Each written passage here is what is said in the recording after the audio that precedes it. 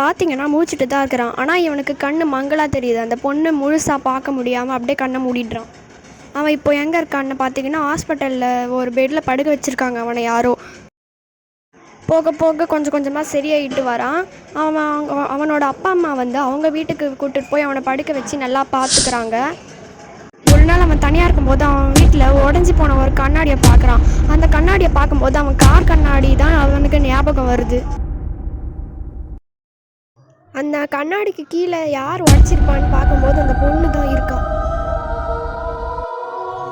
அவன் பயந்துக்கிட்டே கீழே ஓடி போய் பார்க்குறான். ஆனால் அங்கே யாருமே இல்லை. இவனுக்கு உடம்பு சரியாயிட்ட உடனே இவனோட கேர்ள் ஃப்ரெண்டை பார்க்கறதுக்காக இவன் கேர்ள் ஃப்ரெண்டோட வீட்டுக்கு போய் அவன் கூட சந்தோஷமாக இருக்கான்.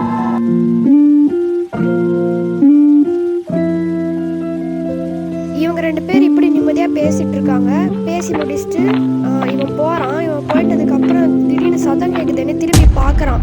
அதுக்கு அந்த பொண்ணே இல்லை. ஏன்னா அவள் கீழே விழுந்துட்டு இருக்கா.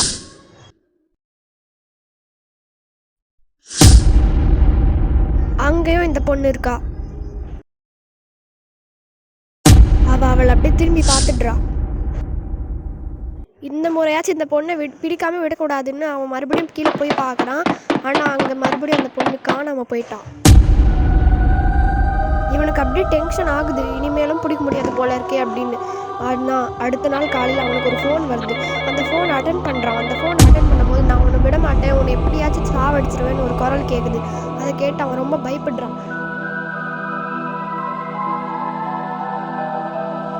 இப்போ ஃப்ளாஷ்பேக் என்னன்னா, இவனும் அந்த பொண்ணும் ரொம்ப நாளாக லவ் பண்ணிட்டு இருக்காங்க. ஆனால் இவன் அந்த பொண்ணு கூட கொஞ்ச நாளாகவே இருக்கிறது இல்லை. அதனால அந்த பொண்ணு வருத்தமாக இருக்கா. அதனால தான் இவனை இந்த பொண்ணு ரொம்ப டார்ச்சர் பண்ணுது.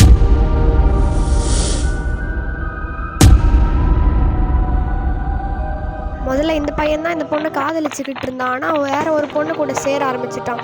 அதை இந்த பொண்ணு வந்து பார்த்துட்றா. அதனால தான் இவன் வருத்தப்பட்டு இருக்கா.